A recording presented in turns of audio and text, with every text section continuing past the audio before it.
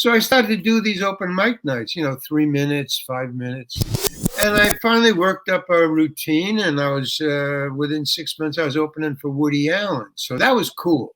Wow. I was getting a lot of money, and I was, playing a lot of nightclubs, and I did the Can I ask how that happened? How did you get involved with Woody Allen? Like, did you meet him? I didn't get involved with Woody. I got involved with his manager, who came to an open mic night, and when I came off the stage, this gentleman came up to me, and that gray-haired man with a suit in Greenwich Village. That was kind of strange.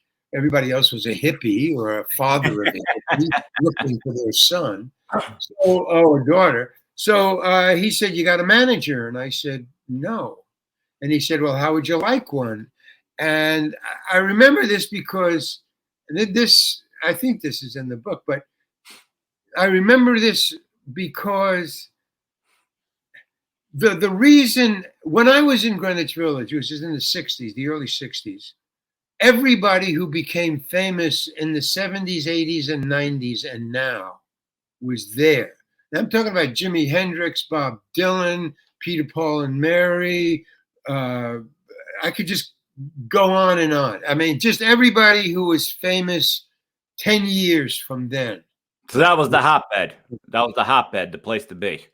That was basically the way I looked at it was either like Montmartre in the 1890s in France, in Paris, when all the painters were there, Picasso and Rouault and all those guys. I guess I was picturing Montmartre the same as Greenwich Village, but 1960, 1890s. Or the vaudeville circuit. In other words, you went on the vaudeville. Well, everybody was in the village, and the vaudeville circuit was the coffee houses.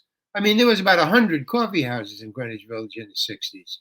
And you just went from coffee house so you could, any stand-up comedian or folk singer, that was all there was.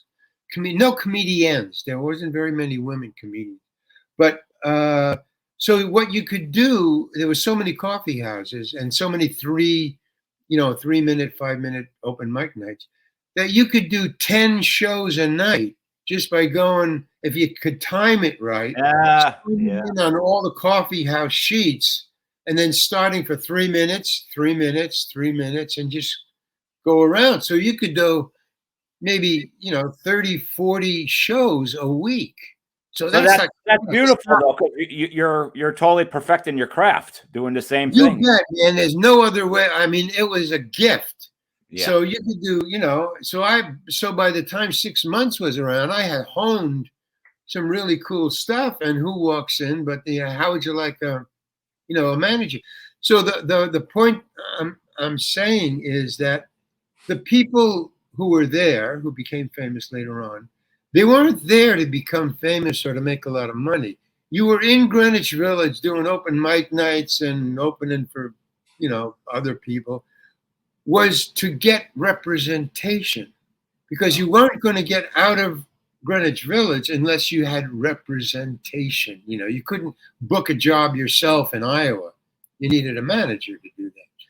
So when this guy said, "Do you have, how would you like a manager?" I went, "Whoa, that's like a gold ring in Greenwich Village." Drafted, as they would say in sports. They drafted you finally. Yeah, I got drafted, and so that night when I was sitting around the table, at the bar with the other 3-minute, comedians, we were just talking, and they said, "What's going on?" And I said, "Well, I got representation." And everybody went, "Whoa, man, you got," I mean, that was like being booked on, the Tonight Show or something. Yeah. It was just amazing. So, then it happened to be, lucky me, it happened to be Woody Allen's manager who said that to me, So he started booking me with Woody. I opened for Woody for a couple of months until, and here's the trick. As you start to see that Woody Allen's, I started to see, and all comedians, stand-up comedians find this out, Woody's audience wasn't my audience. And I started to get into Richie Pryor, George Carlin, Lenny Bruce, you know, The real icons. critical thinking comedy. Yeah. You know, intelligent stuff. Well, look at what Lenny Bruce really represented to the entire world. He's the guy that took the bullets for all of us to be able to say F the government, F religion, and all that. Because I had seen him. I mean, when in the '60s, he was still able to do his work. And the police. You were there for the big pushback at him, though, because he was. They tried to put him down like hard. Well, they did. Yeah, they did. Finally. Yeah. They wouldn't put him. Well, they put him down very hard.